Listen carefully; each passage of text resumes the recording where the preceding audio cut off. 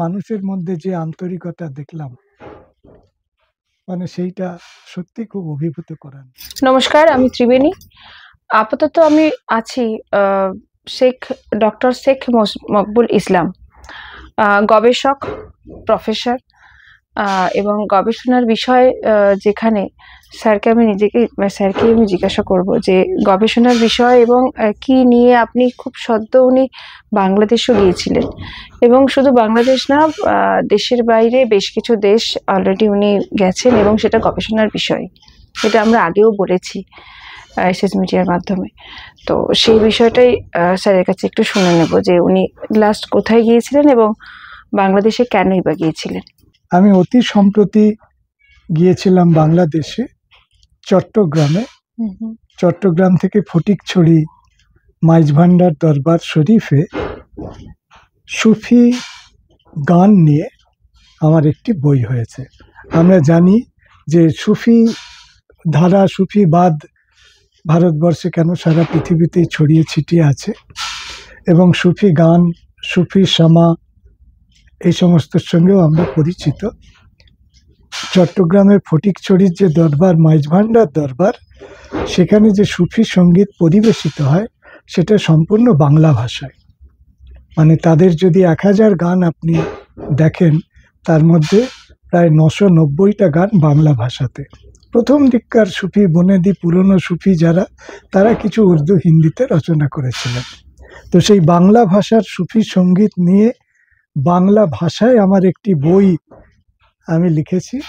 সেটা হচ্ছে মাইজভান্ডারি গান সঙ্গীত বৈজ্ঞানিক পর্যবেক্ষণ। এটা সুফি সঙ্গীতের মিউজিকোলজিক্যাল অ্যাপ্রিসিয়েশন। আমি এর আগে খ্রিস্টান কীর্তন নিয়ে কাজ করেছি, তারপরে এই সুফি সঙ্গীত নিয়ে, এটা আমার সঙ্গীত বিষয়ক 5ম গ্রন্থ। এইটা উদ্বোধন ছিল ওখানে, এই জন্য আমি ওখান থেকে আমন্ত্রিত হয়েছিলাম। মানে ওনারাই আমার সব ব্যবস্থা করেছিলেন, আমি আমন্ত্রিত হয়ে সেই আমন্ত্রণে সাড়া দিতে গিয়েছিলাম। এই বইটা ওখানে উদ্বোধন হয়েছে। এবারে যাত্রা ছিল সঙ্গীত এবং সুফি বিষয়ক একটা। আর আমি নিজে যেহেতু সুফি ঘরানার ছেলে, মানে আমার পারিবারিক সূত্রে আমরা সুফি সাধক পরিবারের সন্তান, সুতরাং সেই দিক থেকে একটা সুফিজমের উপর আমার পারিবারিক সূত্রেই আমার একটা জানার উত্তরাধিকার রয়েছে। কিন্তু এইটা একেবারে একাডেমিক কাজ, এবং এই প্রথম সুফি গানের কোনো মিউজিকোলজিক্যাল ইন্টারপ্রিটেশন হলো। সুফি গানের উপর ডেসক্রিপটিভ কাজ হয়েছে, এটা সেই ধরনের কাজ। এই সূত্রেই বাংলাদেশ যাওয়া। তো স্যার, এই যে বাংলাদেশ যাওয়া, বাংলাদেশ শুনলেই তো আমাদের এখন মোটামুটি একটা হাড় হিম করা একটা পরিস্থিতি মনে হয়। তো আপনি এই যাত্রাটাকে ঠিক কিভাবে একদম মানে প্রত্যক্ষ করেছেন নিজে সশরীরে, সেটা নিয়ে কি বলবেন? দেখুন, বাংলাদেশ নিয়ে সম্প্রতি বাংলাদেশের কিছু রাজনৈতিক পট পরিবর্তন হয়েছে, সামাজিক, রাজনৈতিক, অর্থনৈতিক। সেটা বাংলাদেশের আভ্যন্তরীণ বিষয়। আমরা ভারতবাসী হিসেবে কেউ অন্য দেশের আভ্যন্তরীণ বিষয় টিকা না করি। রাজনৈতিক সীমারেখার বাইরে, ঊর্ধ্বে, কাঁটাতারের এপারে ওপারে দুই দেশের মানুষের মধ্যে যে আন্তরিকতা আছে, যারা বন্ধু মানুষ তারা এখনো বন্ধুই আছেন। ওদেশে যারা ভারতীয়দের বন্ধু, তারা ওদেশে ভারতীয়দের বন্ধুই আছেন। আমরা যারা ভারতবর্ষে ওই দেশের মানুষের সুহৃদ শুভানুধ্যায়ী, আমরাও কিন্তু তাই আছি। ফলে আমার প্রথম কথা হচ্ছে, বন্ধুত্বের সম্পর্ক, আন্তরিকতা, বিশ্বাসের ভিত্তিভূমি অটুট আছে। তাহলে এত কথা কেন? কথা হচ্ছে যে এর মাঝখানে কিছু রাজনৈতিক পট পরিবর্তন হয়েছে, এবং রাজনৈতিক গণ্ডগোলের বিষয়টাকে কখনো কখনো সেটাকে কমিউনালাইজড করে দেখার একটা ট্রেন্ড তৈরি হয়েছে। এটা কিন্তু এই উপমহাদেশের একটা ট্রেন্ড। এটা আমি কোনো একটা দেশকে হাইলাইট করব না। যখনই কোথাও কিছু একটা হচ্ছে, তখনই কিন্তু যদি দুটো ধর্মের মানুষকে পাওয়া যায়, একটা ধর্মীয় বিভাজনের দিশায় কিন্তু আলাপ আলোচনা উঠে আসছে। এইটা একটা অসুস্থ মানসিকতার প্রকাশ বলে আমি মনে করি। রাজনীতিতে এই রকম ঘটনা ঘটছে, সব রাজনীতি নয়, সবাই নয়, কিন্তু কোথাও কোথাও ঘটছে। ইদানিং এই বিষয়টা অতিমাত্রায় স্ট্রাকচারড হয়েছে, সুসংবদ্ধভাবে করা হচ্ছে। ভারত বাংলাদেশের সম্পর্কের মাঝখানে আর একটা বিষয় এসে ঢুকে পড়েছে, সেটা হচ্ছে সোশ্যাল মিডিয়া। হুম হুম আমরা নিউজ দেখছি, বিভিন্ন নিউজ চ্যানেলে নিউজ দেখছি, মুদ্রণ মাধ্যমে নিউজ দেখছি, বৈদ্যুতিন মাধ্যমে দেখছি, সমাজ মাধ্যমে দেখছি। কিছু জিনিস ঢুকে পড়েছে, না নিউজ না বিনোদন, রিল, কিছু ভিডিও, কিছু ব্যক্তিগত তৈরি করা ভিডিও, যার মধ্যে আজকের ঘটনার একটা ন্যারেশন এবং অন্য কোনো একটা সময়ের অন্য কোনো একটা ঘটনার ছবি দিয়ে বাজারে ছাড়া হচ্ছে। কেন? তারা সাংবাদিকতা করছেন না, তারা কিন্তু লাইক বাড়ানোর জন্য, কিছু একটা তার বেনিফিট হয়তো থাকতে পারে সেটার জন্য করছেন। তার সঙ্গে এমন কিছু উত্তেজক কথাবার্তা, উস্কানিমূলক কথাবার্তা জুড়ে দিচ্ছেন, তার পাল্টা করে ফেসবুকের মধ্যে একটা অসুস্থ লড়াই শুরু হয়েছে। যে জিনিসটা রিয়েল নয়, এরকম একটা রিয়ালিটির ইলিউশন সমাজ মাধ্যমে তৈরি হয়েছে, যেটা আমরা দেখে অনেক সময় বিভ্রান্ত। আমি যেমন এটা মিডিয়ার দিকে আঙুল তুলে বলছি, মানে মিডিয়া মানে আমি বলছি ওই স্পেসটা, সমাজ মাধ্যমের ওই সায়েন্টিফিক প্ল্যাটফর্মটা। মিডিয়া মানে পার্টিকুলারলি কোনো মিডিয়া হাউস নয়, ওই প্ল্যাটফর্মটা তো ইতিনেতি আপনি যা দেবেন সে বয়ে নিয়ে যাবে। মানুষ ভালোও করতে পারে, মন্দও করতে পারে, মন্দ করছে। মানে আমরা যেভাবে জিনিসটাকে ব্যবহার করছি, সেই মানসিকতা, এটা যেমন চেঞ্জ হওয়া আমরা আশা করি, তেমনি আমরা যারা সমাজ মাধ্যমে একটা জিনিস দেখে কোনো একটা সিদ্ধান্তে আসি, এবার তারা যেন এই শিক্ষাটা লাভ করি যে সমস্ত সংবাদ হুবহু যেভাবে আসে সেটা সত্য নাও হতে পারে। কারণ এখন অনেক জিনিস আমরা ফলস দেখছি। ফলে একদিকে যেমন আমরা মিডিয়ার ক্ষেত্রে যারা এগুলো পোস্ট করেন তাদের কিছু নৈতিকতা আশা করি, তেমনি আমরা যারা দেখি, আমরা যারা পোস্ট করি না কিন্তু রিয়াক্ট করি, লাইক করি, আমাদেরও কিন্তু একটু শিক্ষিত হওয়া দরকার যে কিভাবে আমরা মিডিয়াকে রিড করব। এটা কিন্তু এই যুগের নেসেসিটি হয়ে দাঁড়িয়েছে। তার মানে স্যার আপনি বলছেন কি অবশ্যই, সেন্সরটা নিশ্চয়ই খুব নিশ্চয়ই জরুরি। নিশ্চয়ই। আপনি একটা জিনিস ছাড়লেন, XYZ একটা জিনিস ছাড়লেন, হুম হুম মাঝখানে কোনো সেন্সর নেই, আমরা দেখছি এই জিনিসটা সম্পর্ক নষ্ট করছে, সহজ হুম হুম। বিশ্বাস নষ্ট করছে। সেন্সর যদি না থাকে তখন কে সেন্সর করবে? আমার এক্ষেত্রে বক্তব্য হচ্ছে, আমরা যারা মিডিয়া দেখি, আমাদের নিজেদের মধ্যে এরকম একটা স্ক্রিনিং অ্যাওয়ারনেস গড়ে তোলা দরকার, যে দেখেই যেন রিয়াক্ট না করি। এখনো অনেক কিছু হচ্ছে এই মুহূর্তে, আজকে কালকে যদি দেখি অনেক কিছু হচ্ছে, অনেক কথাবার্তা হচ্ছে, অনেক রকম কিছু হচ্ছে, কিন্তু আমরা কিন্তু রিয়াক্ট করছি না। এইটা কিন্তু আমাদের ডেভেলপ করে নিতে হবে। হুম। কারণ যখন খারাপ জিনিসটা আপনার আমার কাছে আসার মাঝখানে কোনো ব্যারিয়ার নেই, আপনার আমার মনের মধ্যে একটা ব্যারিয়ার তৈরি করে নিতে হবে। এটা হচ্ছে দুটো। ফলে মিডিয়াকে কিভাবে আমরা দেখব, এটা কিন্তু আমাদের আজকে জানতে হবে। এর জন্য মিডিয়া যদি মনে করে, দেখুন মিডিয়া কথাটা আমরা একভাবে বলি, মিডিয়াতে কিন্তু ভালো মন্দ আছে।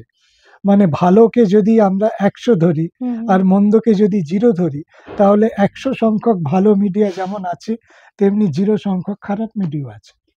কিন্তু কথা হচ্ছে, দেখা যাবে যারা সত্যিকারের মূল্যবোধ নিয়ে যারা মনে করে মিডিয়া মাধ্যম, সমাজ মাধ্যম, সমালোচনা, এটা একটা আমাদের সংবিধান অনুসারে একটা, দিস ইজ এ পিলার, হ্যাঁ, আমাদের দেশ গঠনে, রাষ্ট্রীয় পরিচালনার ক্ষেত্রে রাষ্ট্রের যে কার্যক্রম, ফাংশনিং, তাতে মিডিয়ার একটা বিরাট রোল আছে, এবং এই রোলটা খুব স্যাক্রেড রোল, খুব পবিত্র রোল।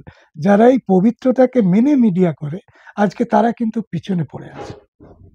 আমি বলছি মিডিয়ার ভিতরকার মধ্যেই কিছু মিডিয়া খুব হাইলাইটেড, কিছু মিডিয়া খুব মার্জিনালাইজড। ফলে আমরা চাইবো মূল্যবোধ নিয়ে যারা করছেন, আমি যেহেতু মিডিয়া জগতের মানুষকে খুব কাছ থেকে দেখেছি, সুতরাং মূল্যবোধ নিয়ে যারা আজকে মিডিয়া করছেন, এই রকম ফেক নিউজ, ইমিটেটেড নিউজ, কি বলবো, ফ্যাব্রিকেটেড নিউজ, এই সমস্ত দেখে দেখে যেসব মিডিয়ার মানুষ ভিতরে ভিতরে দগ্ধ, আমরা চাইবো তারা কিন্তু মূল্যবোধ নিয়ে বেরিয়ে, এই আপলিফটমেন্টে কিন্তু আমরা আগামী দিনে আশা করি। এই আশা করার সঙ্গে আমাদেরও উচিত, আমরা যারা দর্শক শ্রোতা, আমাদেরও একটু অ্যাওয়ারনেস বাড়াতে হবে। আমরা তো সেটা করছি, কোন ডাক্তারের কাছে যাব, কোন ডাক্তারের কাছে যাব না, কাকে আমি নির্বাচন করব, কাকে আমি নির্বাচন করব না। আমাদের মধ্যে তো একটা স্ক্রিনিং মেকানিজম কাজ করছে।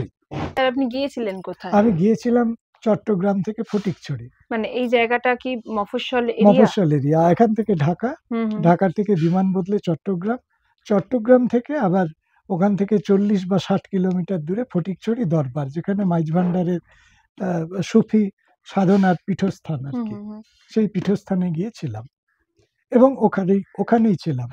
সুফি বিষয় নিয়ে কিছু গবেষণার সূত্রে ওখানেই ছিলাম।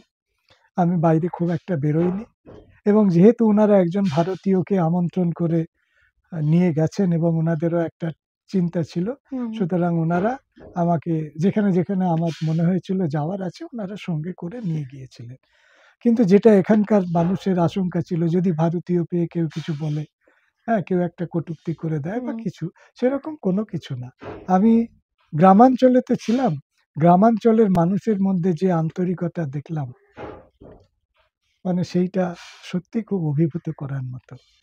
ওনারাও যখন আমাদের দেশে আসেন, আমাদের দেশে ওনারা আন্তরিকতা পান। ওনাদের দেশেও আমি এই কথা বলে এসেছি যে আপনি আমার দেশে ধর্মতলায় কোন ট্যাক্সি ড্রাইভার আপনাকে কি ভাড়া নিয়ে কটু কথা বলল, আপনি দুঃখ করবেন না। সেটা কিন্তু তারা ভারতীয়দেরও বলে, আপনারা অন্য দেশের মানুষ বলে বলে না। হুম হুম। অটোর খারাপ ব্যবস্থা, এটা কিন্তু আমরাও ফেস করি। হোটেলে উল্টোপাল্টা রেট, ফুটপাতের দোকানে উল্টোপাল্টা রেট, কটু বাক্য, এটা কিন্তু আমরাও ফেস করি। এটা শুধু আপনাদের জন্য না, এটা কিন্তু আপনারা কলকাতায় গেলে চোখ খোলা রাখবেন। আপনি আমাদের মফস্বলে যান, গ্রামাঞ্চলে যান, মানুষ আন্তরিক হবে, এখনো পর্যন্ত তাই। সুতরাং আন্তরিকতার উপরে আমাদের ভরসা রাখতে হবে। যে কোনো দেশ হোক, পলিটিক্যাল একটা অবস্থান থাকে, ডিপ্লোম্যাটিক একটা অবস্থান থাকে, সেটা আমরা দেশের নীতি, সেটাকে আমরা নিশ্চয়ই মান্যতা দেব। কিন্তু মানুষের আন্তরিকতার উপর ভরসা তো আমাকে শেষ পর্যন্ত রাখতেই হবে। আর সেই ভরসাতেই আপনি সেই ভরসাতেই আমি গিয়েছিলাম এবং ওরা প্রায় বুকে করে আগলে রেখেছিলেন। কতদিন ছিলেন ওখানে? আমি ওখানে 20, 21, 22, 23, 24, 25, হ্যাঁ, 20 তারিখ তো রাত্রিবেলা 12টায় গিয়ে পৌঁছেছি। 21, 22, 23, 24, 25-এ চট্টগ্রাম ফিরে এসেছি, ঢাকায় দেশে ফিরে। প্রায় ওখানে 5 4-5 দিন ছিলাম। প্রচুর মানুষ এসেছেন দেখা করতে। ইন্ডিয়ান থেকে একজন গবেষক এসেছেন। মানে ওখানকার ভাষা, আমাদের হুম। দাওয়াত পেয়ে আমাদের মেহমান, ঠিক আছে? আমাদের মেহমান, তারই মধ্যে কেউ বলল, আপনারা তো আমাদের আপন মানুষ, আমাদের আপনজন। কারো কোনো রাজনৈতিক ক্ষোভ থাকতেই পারে, ওদের দেশের কথা বলছি। হুম। সেটাতে তো আমরা পার্টিসিপেট করি না। আমাদের দেশেও কোনো ক্ষোভ থাকতে পারে, কোনো বক্তব্য থাকতে পারে। কিন্তু সেটার জন্য আন্তরিকতার হেরফের হয়ে গেলে সভ্যতার মূল পিলারটা নড়ে যায়, মূল বুনিয়াদটা নড়ে যায়। আমি বরাবরই ভরসা রাখার পক্ষে, এদেশে ওদেশে সর্বত্র। এদেশেও অনেক কিছু ঘটছে, যাতে করে মনে হচ্ছে এই হয়ে গেল, এই শেষ হয়ে গেল, এই হয়ে গেল। হুম। আমি কিন্তু সেখানেও ভরসা রাখার পক্ষে। আর স্যার এই যে মাইজ ভান্ডারি গান যেটা আপনি গিয়েছিলেন বাংলাদেশে এই বইটার কারণে, তো এর সঙ্গে বাংলাদেশের যোগটা ঠিক কতটা আচ্ছা, গুরুত্ব রাখে? বাংলাদেশের মাইজ ভান্ডারি গানের এই যে বইটা, হুম হুম এটা হচ্ছে ওখানকার যিনি আচার্য, যিনি গুরু আর কি, হুম হুম মূল ভান্ডারি যাকে বলা হয়, হুম। তিনি সৈয়দ গৌসুল আজম মাইজ ভান্ডারি। তিনি আচ্ছা। কলকাতায় এসে আলিয়া মাদ্রাসায় লেখাপড়া করেছিলেন হুম হুম এবং সেই সময় কলকাতাতে সমাজ সংস্কার আন্দোলন চলছে। এই সমস্তগুলো তিনি পর্যবেক্ষণ করেছিলেন। এই সমস্ত করার পরে 50-এর পরে 50-এর পরে 1850s-এর পরে উনি ওদেশে ফিরে যান। ওদেশে ফিরে গিয়ে উনি একটি সংস্কার আন্দোলন শুরু করেন। হুম সেই হুম। সংস্কার আন্দোলন হচ্ছে ক্যারেক্টার বিল্ডিং। আচ্ছা। মানুষের চরিত্র গঠন করতে হবে, মানুষকে অন্তরে শুচিশুদ্ধ হতে হবে। হুম হুম এইটা সুফিরা এই মুভমেন্ট শুরু করেছিলেন। ফলে যে আন্দোলনটা করেছিলেন, এটাকে মাইজ ভান্ডারি সুফি তরিকা বলা হয়। হুম হুম। কিন্তু সুফি তরিকার মূল বিষয় হচ্ছে কিন্তু ক্যারেক্টার বিল্ডিং এবং সমাজ সেবা। এই ছিল তাদের ভিশন। আজকে যারা সুফি, তারা আজকে, আমি আপনাদের বলি, সাস্টেনেবল ডেভেলপমেন্টের দিকে নজর দিয়েছে, নাও দিতে পারত। তারা গাড়ির ড্রাইভিং লাইসেন্স করিয়ে, মানুষজনকে ড্রাইভিং লাইসেন্স করিয়ে বলছে তোমরা স্বাবলম্বী হয়ে করে খাও। তারা আজকে ভূমিক্ষয় রোধ, ভূমি দূষণ, প্লাস্টিক বর্জন এই নিয়ে তারা আন্দোলন করছেন, সরাসরি কাজ করছেন। তারা আজকে বৃক্ষরোপণ করছেন সারা বাংলাদেশ জুড়ে, ঠিক আছে? তার মধ্যে তারা সুফি মূল্যবোধের শিক্ষা দিচ্ছেন, বিভিন্ন রকম কোর্স কারিকুলাম চালাচ্ছেন, তারা রিসার্চ সেন্টার তৈরি করেছেন। এবং এই মূল্যবোধের গান যদি আপনারা দেখেন, এই গান হচ্ছে সনাতন এবং সুফি সমন্বয়ের গান। এই গানের মধ্যে বৃন্দাবন আছে, সুফি সঙ্গীত। এই গানের মধ্যে কানাই আছে, এই গানের মধ্যে রাধা আছে, সুফি সঙ্গীত। ফলে তারা সাংস্কৃতিক সমন্বয়ে বিশ্বাসী মানুষ। এই যে ভিশনটা, এই ভিশনটা আমাকে আকৃষ্ট করেছিল। এটাই তো আমরা চাইছি, আমরা তো সারা জগতে সেটাই চাইছি যে মানুষ এই সমন্বয়ের বার্তাটা নিয়ে থাকে। স্বামী বিবেকানন্দ তো বলেছিলেন যে আমরা অ্যাকসেপ্টেন্স এবং টলারেন্স, চিকাগো স্পিচ, হুম। এই দুটোই তো আজকে ভারতবর্ষে দরকার, অ্যাকসেপ্টেন্স এবং টলারেন্স। আজকে অ্যাকসেপ্টেন্সের নীতি ক্রমাগত হারিয়ে যাচ্ছে, পলিটিক্যালি হারিয়ে যাচ্ছে, টলারেন্স হারিয়ে যাচ্ছে। আমি যদি আপনার প্রতি 10 দিন ইনটলারেন্ট হই, 11 দিনে আপনি আমার প্রতি ইনটলারেন্ট হয়ে যাবেন। তো এই যে মিডিয়াতে একটা কোনো একটা কাউকে বিচ্ছিন্ন করার ভাবনা চলছে বা নিজেদের বিচ্ছিন্ন করে নেওয়ার ভাবনা চলছে, এইটা কিন্তু খুব বেশি দিন স্ট্যান্ড করবে না। গ্লোবাল ট্রেন্ড কিন্তু তা নয়।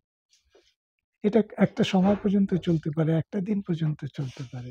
গ্লোবাল ট্রেন্ড কিন্তু তা নয়। গ্লোবাল ট্রেন্ড এসব একদিন না একদিন চলে যাবে, সে ভরসা আমাদের আছে, সে বিশ্বাস। কারণ এইটা মানে এসো ধম্ম সনাতন, দিস ইজ ল ইটার্নাল, ভগবান বুদ্ধদেবের বাণী। এই ডিভিশনের উপরে বেশি দিন চলতে পারে না। আপনি কিছুদিন ইতিহাসে কিছু একটা ঘটনা ঘটাতে পারেন, কিন্তু এটা ইটার্নাল ল না। এর থেকে ওভারকাম করবে, ভারতবর্ষ ওভারকাম করবে। যত্র বিশ্ব ভবতি ভবতি এক নীড়ম, হ্যাঁ, যেখানে পৃথিবী এক নীড়ে এসে বাসা বাঁধে, সেই দর্শন তো ভারতবর্ষে। এই দর্শনের পরিপন্থী পলিসি যখন দেখি, তখন দুঃখ লাগে তো বটেই, ভারতীয় হিসাবে দুঃখিত। সেই সঙ্গে বিশ্বাস করি এদেশ কিন্তু ওই মন্ত্রের ওপরেই জাগবে। এদেশ বারবার জেগেছে, এই দেশের ভিতরে একটা ডায়ালেকটিক্স চলছে। তো এই গান সুফি গান, এই গানের মধ্যে অনেক কিছু আছে, সুফি ইতিহাস রয়েছে। আমরা সুফি বলতে খুব একটা ভালো বুঝি না, শুধু সুফি শব্দটা একদমই। জানি। কিন্তু সুফি ভাবনার সঙ্গে ভারতীয় ভক্তিবাদ, বিশেষ করে ভক্তিযোগের হুম, এবং হুম। বিশেষ করে বেদান্তে, অদ্বৈত বেদান্তের যে নিবিড় সম্পর্ক, এই সমস্ত কথাবার্তা এর মধ্যে বলেছি।